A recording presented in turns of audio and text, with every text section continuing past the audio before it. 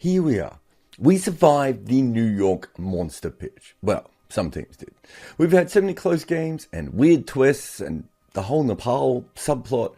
The pitches are even lower scoring than we thought they were going to be. Australia didn't pull out the Bevan War gambit.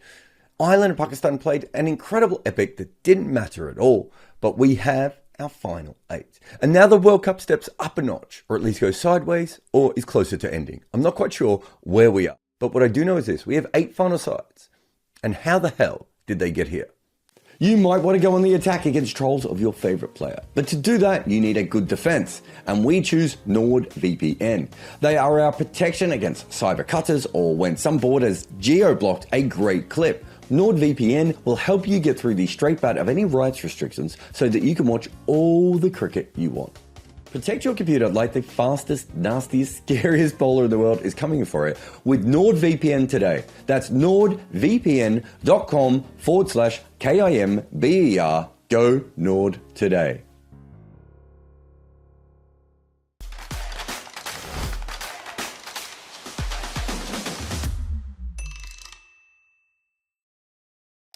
India defeated Ireland comfortably, which made us think they were going to run through everyone easily. And then they inched past Pakistan in a game that could have gone either way and had a hard-fought win against USA. Jasprit Bumrah has been a standout player, while the rest of the Pacers have done a good job at times, but on a very friendly wicket.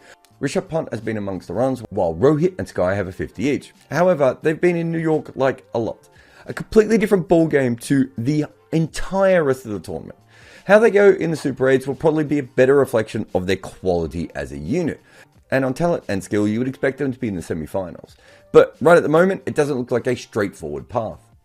The USA started the tournament with a dominant win against Canada. Well, in a game they were massively behind in thanks to Aaron Jones. They defeated Pakistan in what was probably the most exciting game of the tournament so far, which is saying something, and apologies to Oman and Namibia there. And the co-host didn't go down without a fight against India. Along with Jones, Andreas Hus and Monak Patel have also been key contributors with the bat. But obviously mostly this has been about Saurabh Netravalkar. His journey has been one of the stories of this World Cup. Let me list out his achievements for you. He played in the 2010 Under-19 World Cup. He did his master's degree from Cornell. He is working at Oracle. He played a key role in the win over Pakistan, and he has dismissed Virat Kohli and Rohit Sharma. That's a hell of a Tinder profile. They have a very challenging draw in the Super 8, and the conditions are going to be vastly different, but no one really expected them to come this far either. Australia's closest game was against Scotland, but that was when they rested some guys. But still, it was a stumble. They defeated Oman and England pretty comfortably and chased down 73 against Namibia. Alan Zampa has certainly been their most impactful bowler so far, while Stoinis has been their most effective player. Head and Warner have scored runs at a very good strike rate. Australia should be able to make it past the Super 8 just based on their quality, but things can get a little bit sticky for them as well. Afghanistan have been excellent in this tournament, and we know Australia struggled to get past them in the ODI World Cup. And India are India as well. So Australia looked like the best team and have certainly been in the West Indies for a while, so there's a lot of positives to take for them.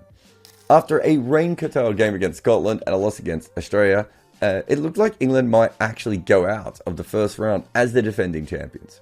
They had to win their last 2 games against Oman and Namibia by significant margins, which they did.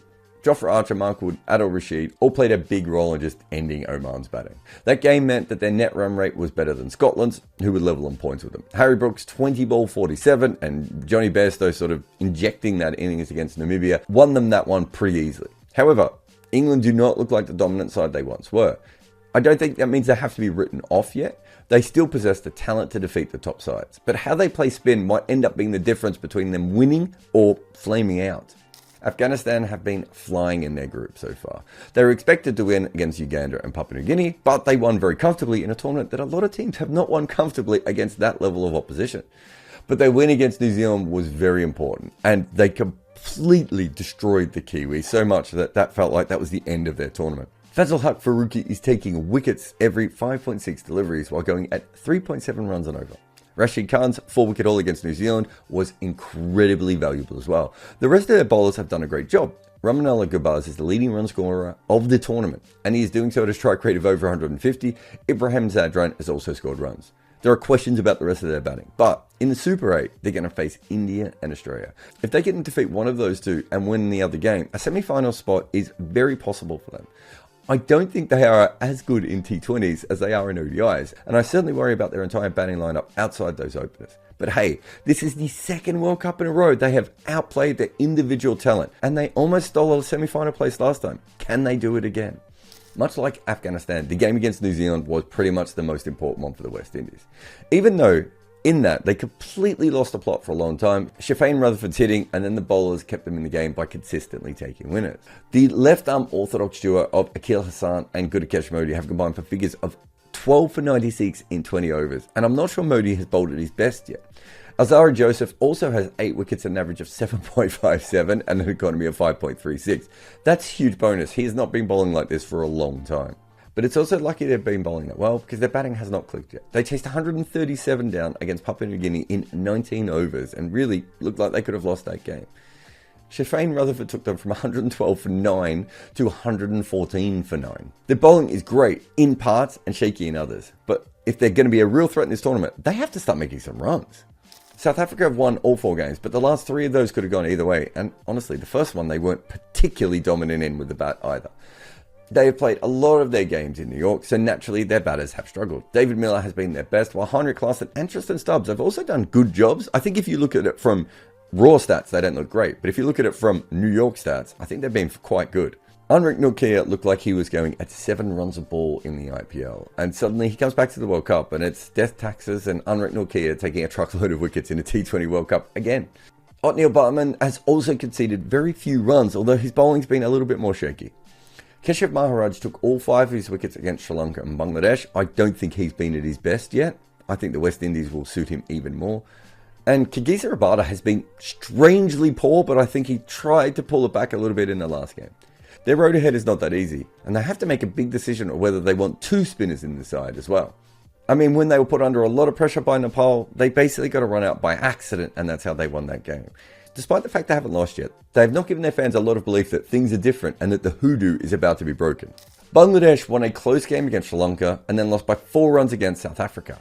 And they could have either been 0-2 or 2-0 in those games. The Nepal game, they made no runs at all, but ended up winning quite easily.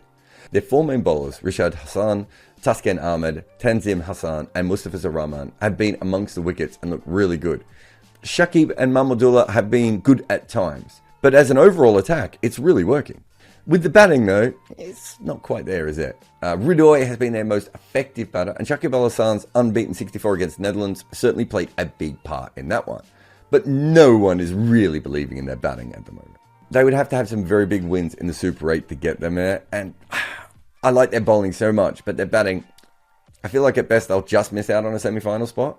But I also think they're playing with borrowed money. Like, they're already doing way better in this World Cup than anyone would have thought they would have. So they should just keep going. Here's the thing about this tournament. It feels like Australia has been the best side and probably the most in form at the moment. But how do you actually work out who has done what? England has only finished 1 proper game. India had to fight off sides on the New York Monster and has had washouts. South Africa has been nothing but grit and grind all the way through. Afghanistan and the West Indies went from a group of death to the easiest qualifying group because of New Zealand.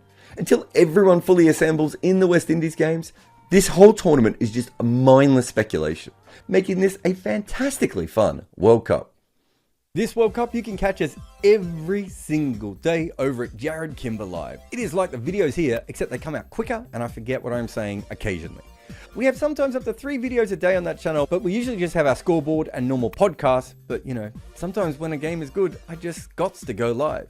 So gorge yourself over at Jarrod Kimber Live on my, I don't know, liveness?